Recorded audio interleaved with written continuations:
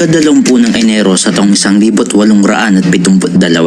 naganap ang pinakamahalagang pag-aalsa sa kasaysayan ng Pilipinas na kung saan naganap ang labanan sa pagitan ng mga Pilipino at Kastila sa arsenal sa bayan ng Cavite at kalaunan ni humantong sa paggarote sa tatlong Pilipinong prayle at Rebolusyong Pilipino laban sa Kastila. Ito ang 1872 Cavite Mutiny. Malas, hindi naman malay-regalyos ang revolusyon sa Espanya. Hindi na ako magugulat. Ang reformang inaasahan ng karamihan ay hindi binibigay ng basta-basta. Pwes, kung hindi binibigay, dapat inaga. Don Francisco, may nasabi ka noon tungkol sa utos ni Esquerdo. Tama ba? Di, ayon kay Esquerdo, ang mga sundalong Espanyol na lamang ang hindi kailangang magbayad ng buwis at mga tubong Pilipinas ang magbabayad katulad ng mga ordinaryong mamamayan. Obligado na rin ang mga sundalo ng tubong Pilipinas ng pulo e serbisyo.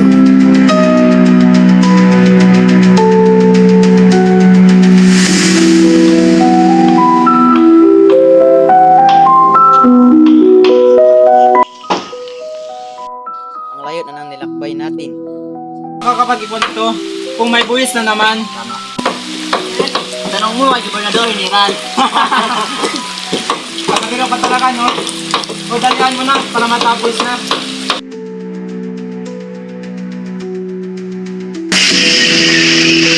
Magagalit ba? Sinong hindi magagalit ang baba na ng presyo ng mga prutas? Pareho-pareho tayong mga sundalo sa paanong paraan tratuhin ang tubong Pilipinas. Hindi lang ito pulo serbisyo o buwis, kundi usapin din ito. Kung sino ang Espanya o hindi. Sa tingin mo, hindi lang tayo nakakaramdam sa sitwasyong ito.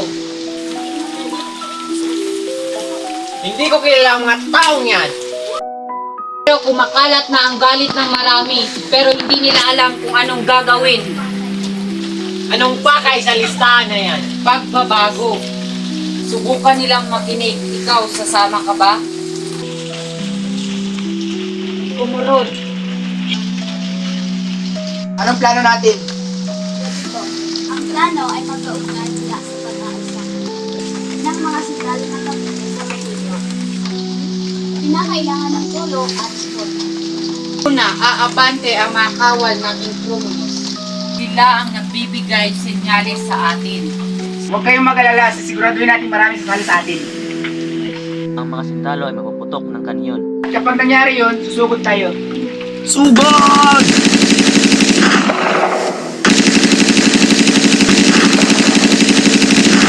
Mga inuti!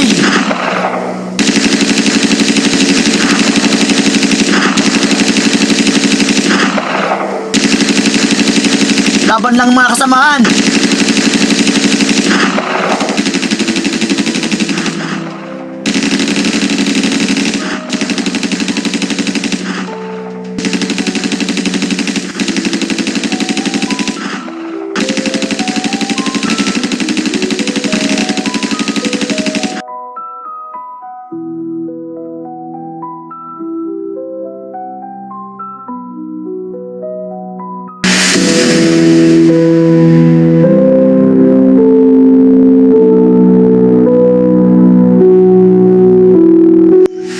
Bakit sila naniniwala na tayo ay kasabwat sa pag-aaklas? Anong gagawin natin ngayon? Burgos, di ba ikaw ay doktoradong sibil? Dapat mo kaming depensahan. Kaya mo, di ba? Subukan natin. Wala silang ebidensya kaya makikinig sila sa atin. Sa wakas, huli na rin ang mga pari nito. Parang may mali. Pinaglalaban lamang nila ang pagkakapantay-pantay ng mga kapitan. Ngunit ang utos ay utos kasi. Hindi naman sila ang nagpapasahod sa atin. Ngunit mali ito. Maaari sila Pilipino, ngunit mga tao din sila. Tama na yan, Jose. Halika na at dadalhin na natin sila sa pamilya.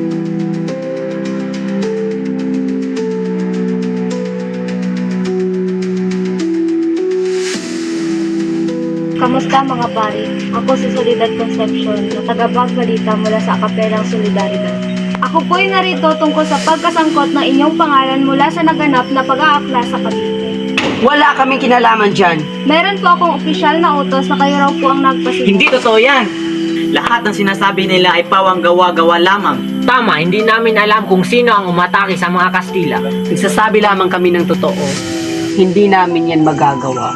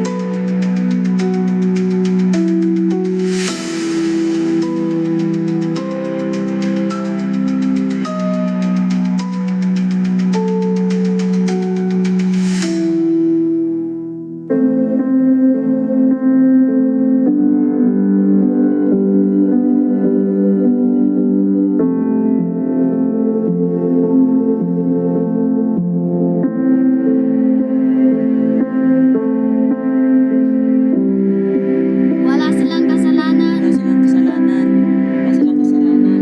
Wala silang kasalanan. Maawa kayo sa kanila.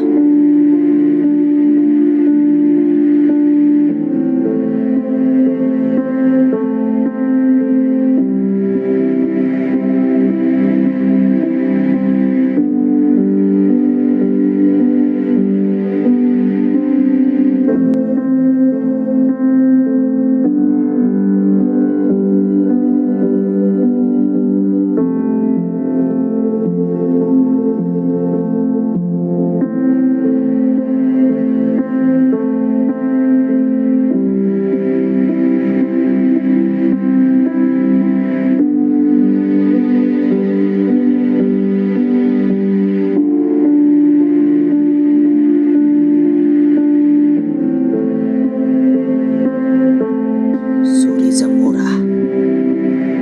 Gawain niyo na ang tungkulin niyo!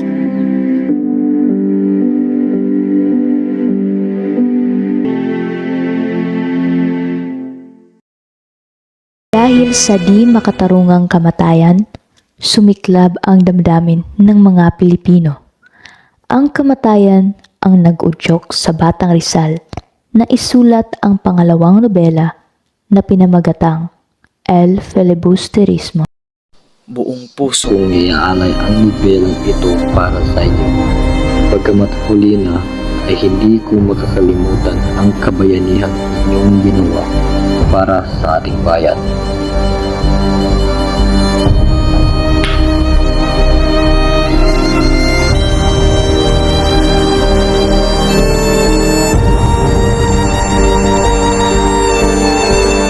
Dahil sa pangyayari na naganap sa Gumbursa at ang paglimbag ng El Filibusterismo ni Rizal, unti-unting nagkakaroon ng kamalayan ang mga Pilipino. Dahil dito, naganap ang makasaysayang 1896 Philippine Revolution, kung saan pinamumunuan ito ni Supremo Andres Bonifacio. Bayan, tayo'y magwawagi. Abot tanaw ang bagong araw. Puso diwa ng bayang pinsla. Sumbi.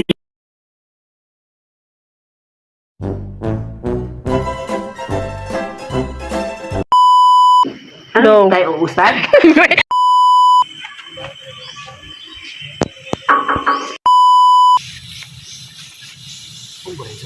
Wala, nakita.